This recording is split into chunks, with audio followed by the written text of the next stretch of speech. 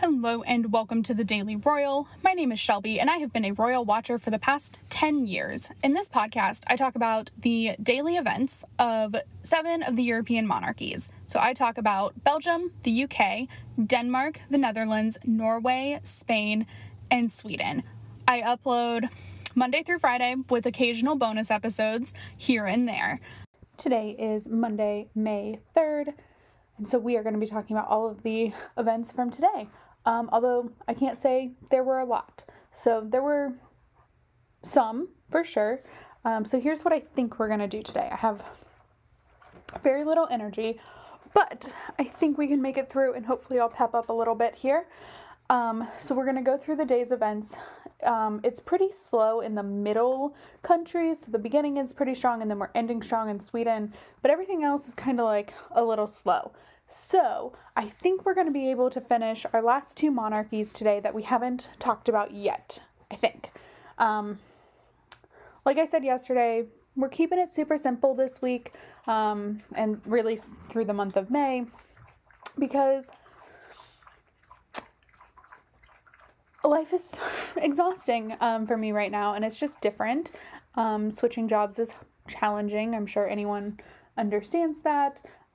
It's just an adjustment in terms of schedule and things like that. But like I said, once I'm used to this schedule, it's going to be great for all of us, I think. So it's just a matter of adjustment. So we are going to jump in. We're going to start with the Belgian royal family, go through, and then we'll finish out with, we have 2 monarchies to cover still that we haven't talked about yet. And those are the United Arab Emirates and then, the Vatican. So let's start now by discussing the events of the day for the Belgian royal family.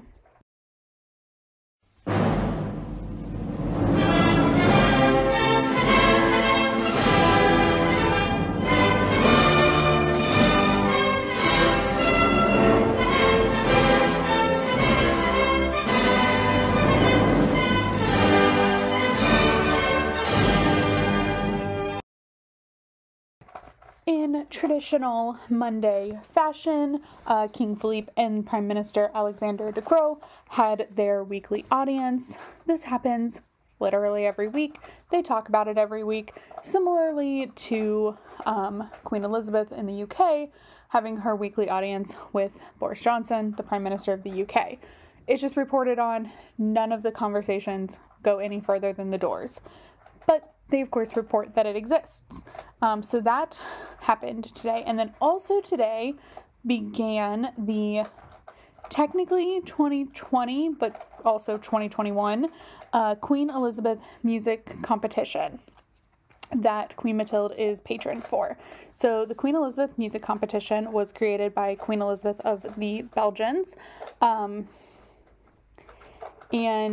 this year, so I talked about this a little bit in 2020 because it was canceled, because it was 2020 and so everything was getting canceled. So each year there is a Queen Elizabeth music competition. It cycles through 4 different categories: violin, piano, cello, and voice.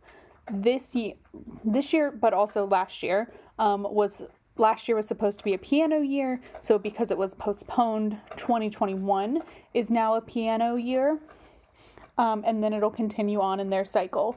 So cello in 2022, voice in 2023, and then start over is the way this should go. So Queen Mathilde, being the patron for the competition, started the day by announcing that it was back, and then the same day was the start of the preliminary rounds. So, like I said, it's an international music competition, and so the performances were live streamed today for, I believe, just like the first round of preliminaries or something. I haven't figured out how it works. I think for those similar with like sport brackets, it's a similar pattern in that people will be eliminated, and then at the end there will ultimately be one winner. In years past, The finals and semifinals are attended by Queen Mathilde. We don't know, I don't know what that's going to look like yet for this year, just because pandemic and all. I do expect the final that she would be in attendance, but I'm not sure because of just where we're at in COVID life cycle. So like I said, the first performances were today. Fun story, I actually, like, when they announced that they were live, I went ahead and turned them on. For those who care to know, I'm working from home and I'm working on the phones from home. And so it was just like a little background music, but nothing that would obviously be distracting because it's classical piano music. So it wouldn't be super offensive to anybody or anything like that. It's just classical piano music. So it was really kind of fun to just like have that on. I might do that for all the other performances as well, just because it's super relaxing, and also like something to watch. And they are, for the first time ever, live streaming all those performances. So that is pretty cool and will be exciting to go through this year. It's something that would be really cool to go through anyway, but then like with the adaptations and everything like that, it'll be an interesting thing to dive into over the course of the next few weeks while the competition is happening. So be prepared. We're going to have fun with that. So that is what was going on in Belgium, and now we are going to go ahead and move on to the British royal family.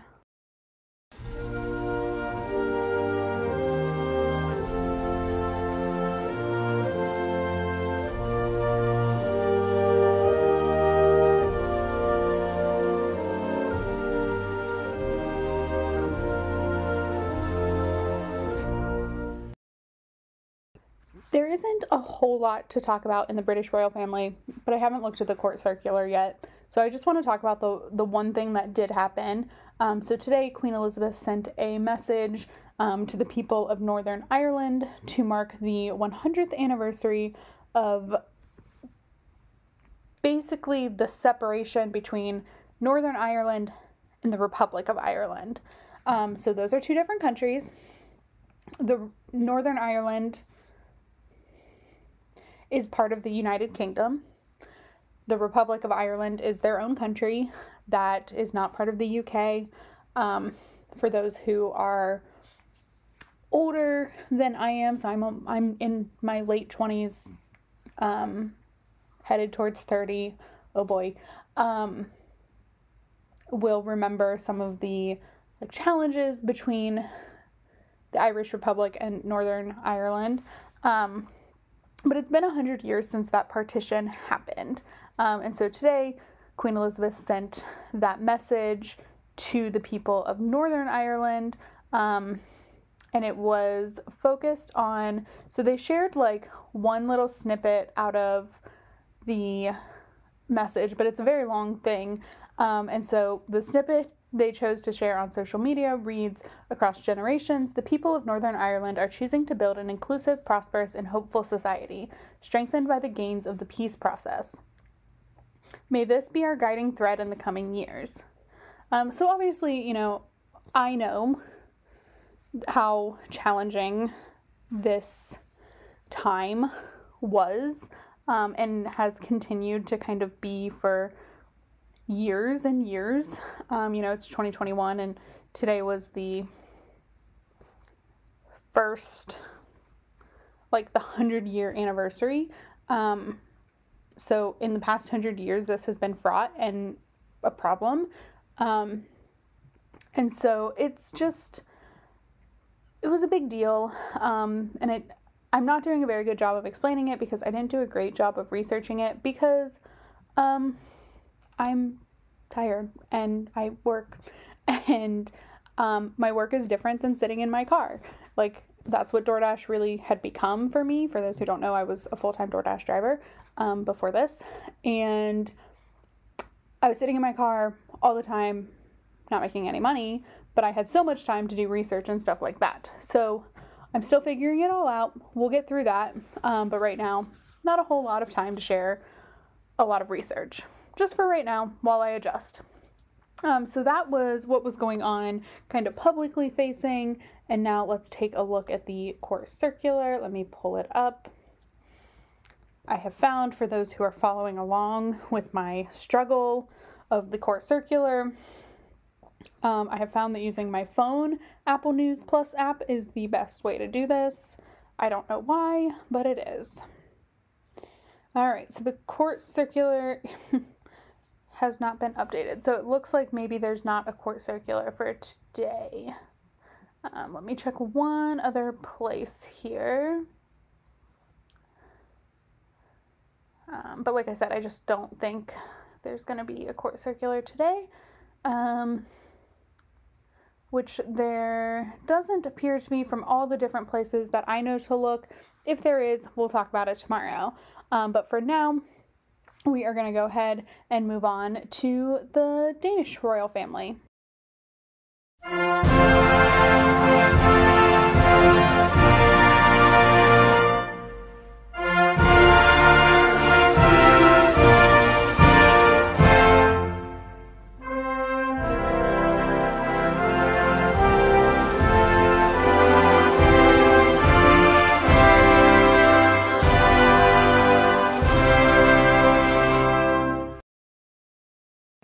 There was one event kind of like public facing in Denmark today. I actually haven't looked yet at the Danish royal calendar for the day. But today, Crown Princess Mary visited the Home Guard base in Jonstrup Leron. No idea. My Danish is not good. It does not exist, actually. I can say like 3 words in Danish, and really it's not even in Danish, it's in Swedish. They're very similar languages, but not similar enough that I can say I can speak 3 words in Danish. Anyway, one of these days, perhaps. So, I did a little bit of research on what the Danish Home Guard is, and so it is a 4th branch of the armed services of Denmark, and it is more focused on homeward-facing things. So, we've talked a lot about the Civil Guard in Spain, or the Guardia Civil, which is Spanish. So the Civil Guard in Spain is very similar to the Danish Home Guard in that they serve kind of dual roles. They're military, but they're also police force, etc. So they have a plurality of jobs. So they have assisted in foreign operations, also known as foreign wars, and then they also do a lot of work at home in Denmark. And so they today were showing Crown Princess Mary the work that they do for COVID. So each day, over 100 Home Guard soldiers will participate in a COVID-19 hotline, so they'll be able to help Danes receive COVID care, COVID answers, and then they also do a contact tracing center with the Home Guard, so all the work of like, hi, it looks like you've been exposed to COVID for more than a short amount of time, we would like to notify you of that and monitor you. That is all done through the Home Guard, or some of it is done through the Home Guard. So that was a really cool event, and I am glad that I was able to do a little bit of research on what the Home Guard is, and have something to compare it to, in all honesty. Like, that was really nice. So that is what was going on in Denmark today. I do want to check, because I forgot, I want to check their website, because sometimes they don't share everything on social media, but they also don't share everything on the website. They're a lot. They're very high maintenance in terms of tracking their day-to-day events. And then there's things like this. where Crown Princess Mary's event isn't even on the calendar. Obviously, we know it happened. I just talked about it. They shared about it on social media, and then it's just not sitting there. You can't see my face right now, but it is a frustrated face because I don't understand why they do this. So anyway, just make the calendar complete. I'm so frustrated. Okay, so that is what was going on in Denmark. And then, like I said, there was nothing on the calendar today, including Crown Princess Mary's event that we just talked about. But anyway, moving on, we are going to jump. Are you ready? We're jumping all the way to Sweden because there was nothing in the Netherlands today. There will be tomorrow. There was nothing in Norway today. There will be tomorrow. There was nothing in Spain. And I don't think there will be tomorrow either. Although I did want to talk about something really quickly in terms of like tabloid and paparazzi photos. So the Spanish royal family were photographed last night doing like a private event. Like they were doing their own thing. And it's making the rounds because they were paparazzi'd. And I don't talk about those things. I've made that very clear. Obviously, I just did. But like, in terms of, I don't talk about it because it's not an official event. It's nothing that was shared by Casa Real. I know it happened, but I don't like to talk about things like that very often. One, I think it's like it can be a huge invasion of their privacy. Look, they went to the opera. It's not like a huge deal. But that's like their private lives, and I try to draw that boundary. I know I'm not doing a great job because I did tell you what they did, but just so you know, like, I know they're out there. I have the pictures myself, but I'm not going to share them or talk about the event in great detail because that's their personal private lives, and I think everyone, including members of royal families, are entitled to such things. So I just wanted to make that very clear. And yeah, there's actually nothing on the calendar for them tomorrow. So with that, let's just go ahead now and talk about the Swedish royal family.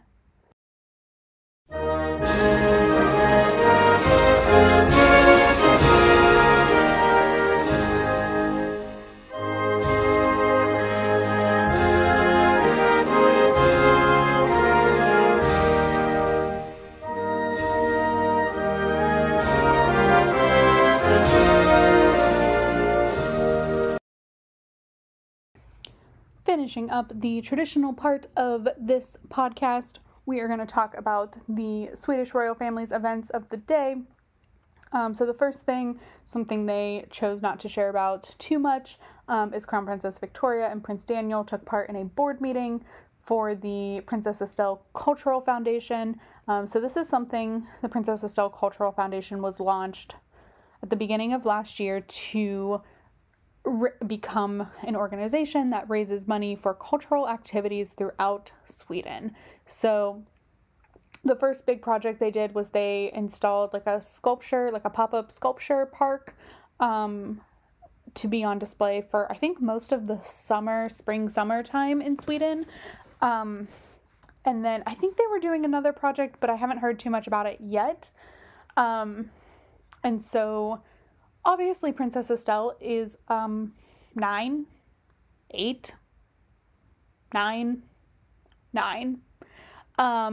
And so she is not super involved because she's 9, so her parents are part of the board and taking up, meetings on her behalf, essentially.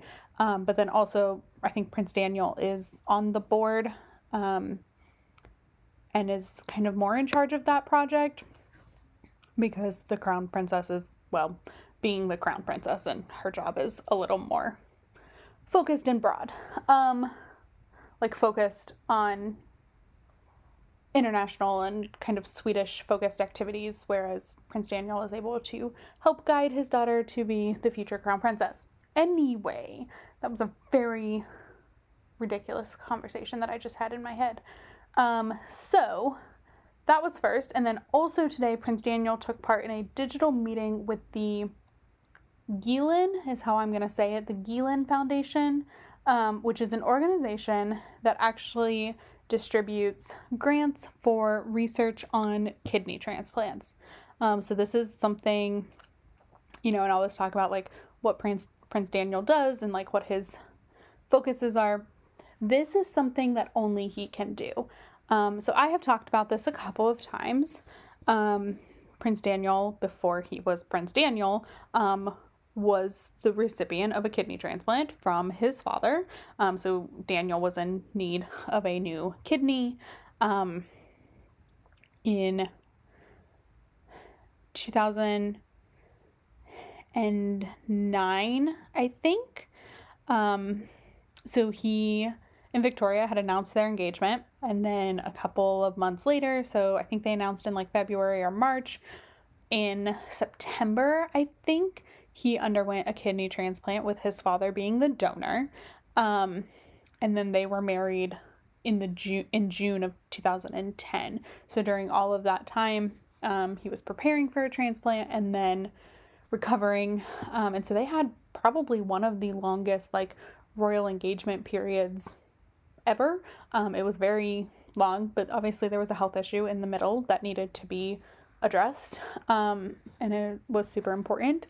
So this is something that every now and then he'll pop up and do an event focused on kidney transplant that really only he can do, and bring the attention to it that he can, because he was lucky enough to receive a donation and have a successful donation, have a successful transplant, and just all of it. It was really awesome for him. And he's obviously doing very well. Although I was not happy when he got COVID. I was very scared for him.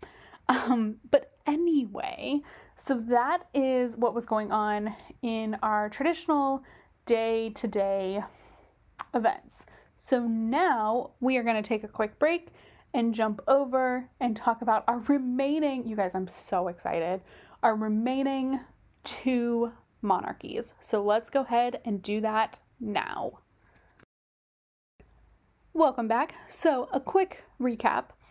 We have talked about in this episode, or in this series, 27 additional monarchies in the world that I don't talk about every day, because there are a lot. So I think the grand total is there's like 30, and I talk about 7 of them. So there are 23, probably more, that I don't talk about.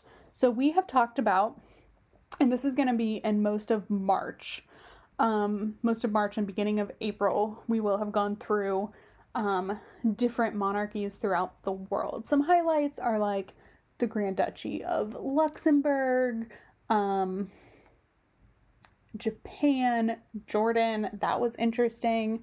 We talked about Jordan. I called them stable, and then they went and had like a coup situation for a couple days, so that was fun. That was just really bad timing. The Principality of Liechtenstein, Monaco. We talked about Saudi Arabia, where I asked if I could just skip it, because seriously, I just did not want to talk about it. And so now we have made our way to the last 2. And then Prince Philip passed away, and so of course things got a little busy on the podcast, and then just so many things have happened that we're just now catching up a month later. But anyway, it's okay. So we are going to start today with the United Arab Emirates. And this is another one that I honestly just wanted to skip because I don't quite understand. I've done some research. I understand a little bit more. I've obviously had a lot of time to sit with this. But here's why. It's because the United Arab Emirates is a conglomerate of 7 reigning monarchs, because the UAE is a federation of 7 monarchies focused on constituent areas. So these are going to be like similar to states. Each state, like if this is the apples for apples comparison, which is not perfect, but each state, so I live in Ohio, I would have my own monarch. Someone who lives in New York would have theirs. Someone who lives in Nebraska would have theirs. So that's what that kind of is. It's a federation of different areas that all make up a country, but each of those areas have their own monarchy. So when we talk about the royal family of the UAE, we're really talking about 7 different royal families. So there are 7 Emiratis, that's what they're called. There's Abu Dhabi, which is, I think, kind of one of the most famous ones. Ajman, Dubai, which is the next famous one. Fujairah, Ras Al Khaimah, Sharjah, and Al Quwain. So it's complicated, it's messy, it doesn't fit into my like understanding of the world, because that's just like my brain literally hurts when I talk about it. However, it is something that I enjoyed learning. I enjoyed understanding why it was confusing to me. So now I understand it. I still don't really like it. It still makes my brain hurt. But at least I understand it, and now hopefully you can too. So if you ever hear someone talking about like the royal family of Abu Dhabi or the royal family of Dubai, that's accurate. Someone talking about the UAE's royal family is not, because they have 7. So that is the United Arab Emirates. And now we are going to the most exciting to me of these 27, and our final one, to the Vatican City State. So the Vatican City State is a city-state in Rome. So it's the Vatican, it's the Holy Seat. It's, Vatican City is its own country. Even though, yes, it is technically in Rome, it's its own country. The head of state for the Vatican City, is the Pope, the Catholic Pope. Here's why I love it. I'm not Catholic, not religious, none of it. Like, super kind of anti-Catholic, like, not anti-Catholic, but like, just anti-organized religion like this. But there's another part of me that loves the history and the tradition and the rules. If you want to peek into my personality, the rules of the Catholic Church and like the order of events and the 1,000-year-old traditions of picking a new pope, things like that. I love that. I may not agree with half their stances, but I do love the way they function. So currently the Pope is Pope Francis, who previously was, oh my goodness, I cannot believe I'm forgetting the Pope's actual name. But anyway, he was the bishop from Argentina. He's from Buenos Aires. He is, I don't know. I love him, kind of. So the Pope is elected by a council of his peers, or cardinals, is their title.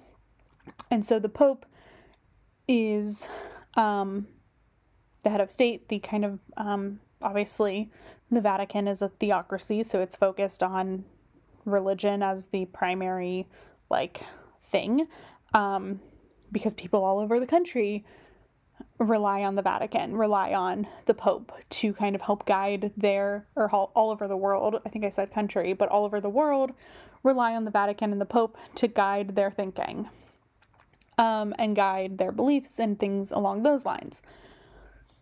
So it's a little bit different in that it's not one country. because people all over the world, there are Catholics everywhere, and people who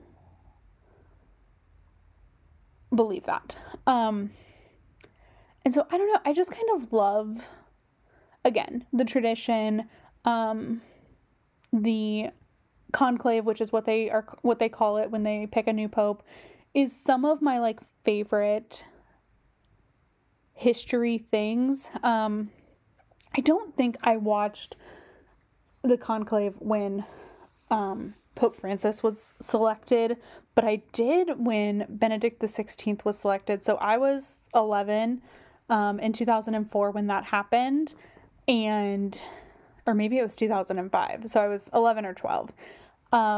It was so fascinating to me, and I watched, much like I watch Doors now for anything like Cambridge related, I was watching a chimney for smoke for hours. So I would recommend, like, if you're kind of interested in this, there's a movie on Netflix called The Two Popes, which talks about Pope Benedict XVI and Pope Francis and kind of like their relationship and how that all came to be. And I think it's like a fairly decent, not super offensive movie in terms of figuring out all of that. I don't know, I really enjoyed it. And then also just like tons of documentaries because it's super interesting. But yeah, just the tradition I think is my favorite. That's why I'm like in love with it so much. So with that brings us to the end. You guys, we finally finished the project. So like I said in yesterday's episode, we aren't going to have any projects this month while I just adjust. Obviously, I've picked up an energy this evening, which is great. I'm very excited about that. But the week is just going to keep continuing, roll after roll. So hopefully we will continue on with my steadiness, but no new projects this month because that one took a long time. It took over a month. There was a lot of stuff in between, but still. So I think maybe in June I might focus on weddings or big events or something. I don't know what I'm going to do. But that will be more like the tiara special that I did online on Tumblr or on the website and Instagram, focused more on just photo editing rather than a whole ton of research. So with all of that, we are going to end this episode here. Thank you so much for listening. I will talk to you all tomorrow. Please check out all the things, thedailyroyal.com, The Daily Royal on Instagram, like and review the podcast, and I will talk to you all tomorrow. Have a great Tuesday. Bye.